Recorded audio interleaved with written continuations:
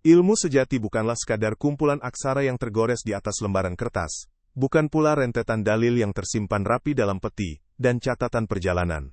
Pengetahuan semacam itu, betapapun banyaknya, hanyalah beban yang memberatkan pundak pemiliknya.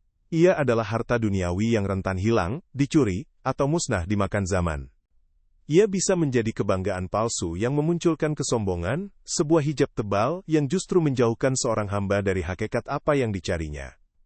Ilmu yang sesungguhnya adalah cahaya yang meresap ke dalam jiwa, menyatu dengan darah dan daging, serta mengubah perilaku dan cara pandang seorang insan. Ilmu yang benar tidak bisa dicuri, karena ia telah menjadi bagian dari diri. Ia adalah keadaan ruhani, bukan benda materi. Ketika pengetahuan hanya berada di luar diri, pada kitab-kitab yang dibawa, ia menjadi sesuatu yang terpisah. Seorang hamba bisa saja kehilangan seluruh perpustakaan ilmunya dalam sekejap. Dan saat itu, ia akan menyadari betapa rapuhnya sandaran yang selama ini ia agung-agungkan. Peristiwa inilah yang menjadi cermin bagi setiap penuntut ilmu, sebuah pengingat bahwa tujuan akhir bukanlah mengumpulkan informasi, melainkan bertransformasi melalui informasi tersebut. Perjalanan seorang pencari kebenaran seringkali dipenuhi dengan pelajaran yang datang dari arah yang tak pernah diduga. Allah, dalam kebijaksanaannya yang tak terbatas, bisa mengirimkan pesan melalui perantara yang paling mustahil sekalipun. Seekor semut bisa mengajari Nabi Sulaiman tentang kerendahan hati, dan seekor burung hudud membawa kabar keimanan. Dalam kisah ini, seorang perampok jalanan yang hina di mata manusia, justru diangkat derajatnya menjadi penyampai hikmah agung bagi seorang calon ulama besar. Ia menjadi guru tak terduga yang menyadarkan sang murid dari kelalaiannya. Ucapan sang perampok, ilmu macam apa yang bisa dicuri, bukanlah sekadar ejekan, melainkan sebuah pertanyaan sufistik yang menusuk langsung ke jantung kesadaran. Itu adalah tamparan ilahiyah yang membangunkan jiwa yang sedang terlelap dalam buayan kebanggaan intelektual. Allah menunjukkan bahwa hidayahnya bisa datang dari lisan seorang pendosa, membuktikan bahwa tidak ada satu makhluk pun di alam semesta ini yang tidak berpotensi menjadi tentaranya untuk menyampaikan kebenaran. Peristiwa ini mengajarkan bahwa seorang hamba harus senantiasa membuka mata hatinya, karena pelajaran berharga bisa datang dari mana saja dan dari siapa saja. Bagi seorang pemuda cerdas bernama Al-Ghazali, perampasan kitab-kitab hasil jerih payahnya di tengah perjalanan adalah sebuah musibah besar. Catatan-catatan itu adalah seluruh dunianya, bukti kehebatannya dalam menyerap ilmu dari para guru. Namun, di balik tragedi itu, tersimpan sebuah rahmat yang jauh lebih besar. Momen ketika sang perampok melemparkan pertanyaan tajam itu menjadi titik balik fundamental dalam perjalanan spiritualnya. Ia tersadar bahwa ilmu yang selama ini ia banggakan ternyata begitu lemah, bisa lenyap hanya dengan sekali rampasan. Kesadaran inilah yang mengubah arah hidupnya. Dari seorang yang berpotensi menjadi ulama yang hanya mengandalkan kekuatan hafalan dan catatan, Al-Ghazali mulai menapaki jalan yang lebih dalam. Ia memahami bahwa ada tingkatan ilmu yang lebih tinggi, yaitu ilmu yang terhunjam di dalam dada, yang menyatu dengan ruh. Peristiwa perampokan itu menjadi pemicu yang kelak membawanya pada krisis spiritual yang lebih besar, yang pada akhirnya mengantarkannya untuk meninggalkan segala kemegahan duniawi dan menempuh jalan tasawuf. Ia tidak akan menjadi sang hujjatul Islam jika ia tidak pernah dirampok di tengah jalan. Kehilangan itu adalah awal dari penemuan yang sejati. Dalam kacamata tasawuf, tidak ada yang namanya kehilangan murni. Setiap pengambilan adalah persiapan untuk sebuah pemberian yang lebih agung.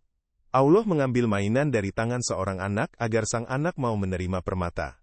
Dia mengambil harta agar seorang hamba tidak lagi bersandar pada materi. Dalam kisah ini, Allah mengambil harta Al-Ghazali yang paling berharga, yaitu kitab-kitabnya, agar ia tidak lagi terikat dan bergantung pada benda-benda tersebut. Kehilangan itu adalah proses penyucian, sebuah jalan untuk melepaskan ketergantungan pada selainnya. Seorang hamba yang kehilangan sesuatu yang dicintainya didorong untuk bertanya, "Mengapa ini terjadi padaku?" Bagi seorang salik, atau pejalan spiritual, pertanyaan itu membawanya pada perenungan mendalam tentang kehendak Allah.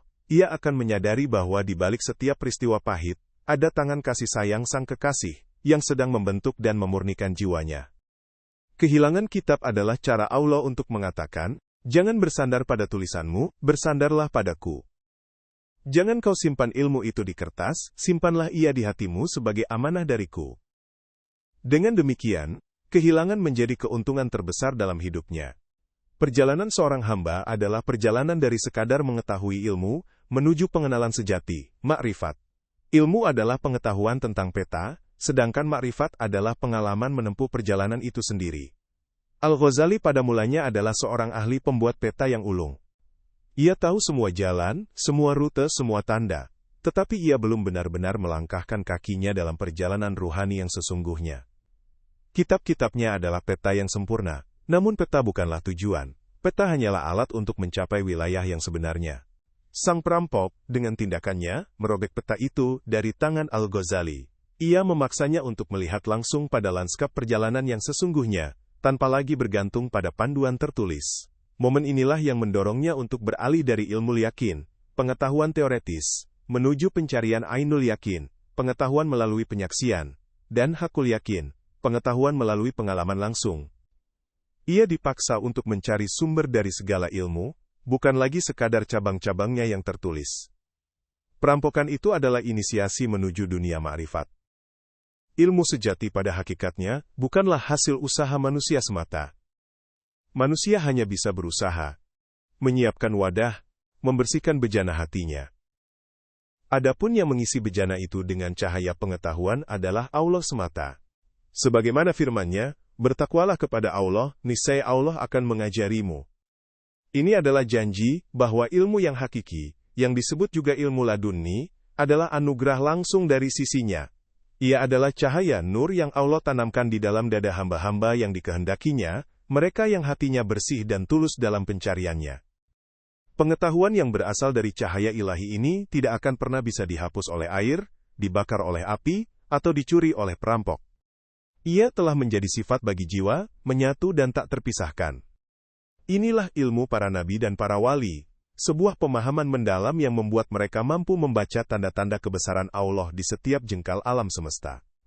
Al-Ghazali, melalui peristiwa itu, diajarkan untuk tidak hanya mencari ilmu dari lisan para guru, tetapi juga memohon dan merindukan ilmu yang datang langsung dari Sang Maha Guru. Setelah peristiwa perampokan itu, Al-Ghazali mengambil pelajaran praktis yang sangat penting. Diriwayatkan bahwa ia kemudian menghabiskan waktu 3 tahun, untuk menghafal semua catatan yang telah kembali kepadanya. Ini bukanlah tindakan menghafal biasa, bukan pula kembali pada kebiasaan lama. Ini adalah sebuah disiplin rohani, mujahadah, untuk memindahkan ilmu dari lembaran kertas ke dalam lembaran jiwa. Ia berjuang untuk memastikan bahwa tidak akan ada lagi perampok yang bisa mengambil hartanya, karena harta itu kini disimpan di tempat yang paling aman, yaitu di dalam hatinya. Tindakan menghafal ini adalah simbol dari proses internalisasi. Seorang penuntut ilmu tidak cukup hanya membaca dan memahami, ia harus meresapi, mengunyah, dan menelan ilmu itu hingga menjadi darah dan dagingnya. Proses ini membutuhkan kesabaran, ketekunan, dan perjuangan melawan kemalasan. Dengan meresapi ilmu, seorang hamba tidak hanya tahu tentang kebenaran, tetapi ia menjadi perwujudan dari kebenaran itu dalam setiap ucapan dan tindakannya. Ilmunya menjadi hidup dan memberi manfaat, bukan lagi sekadar teori yang mati. Bagi seorang arif, seorang yang telah mencapai tingkat pengenalan, alam semesta adalah panggung sandiwara agung, di mana Allah adalah Sang Maha Sutradara. Tidak ada satupun peristiwa yang terjadi secara kebetulan. Setiap kejadian, dari jatuhnya sehelai daun hingga perjumpaan dengan seorang perampok di tengah gurun, adalah sebuah adegan yang telah ditulis dengan sempurna dalam naskah takdir.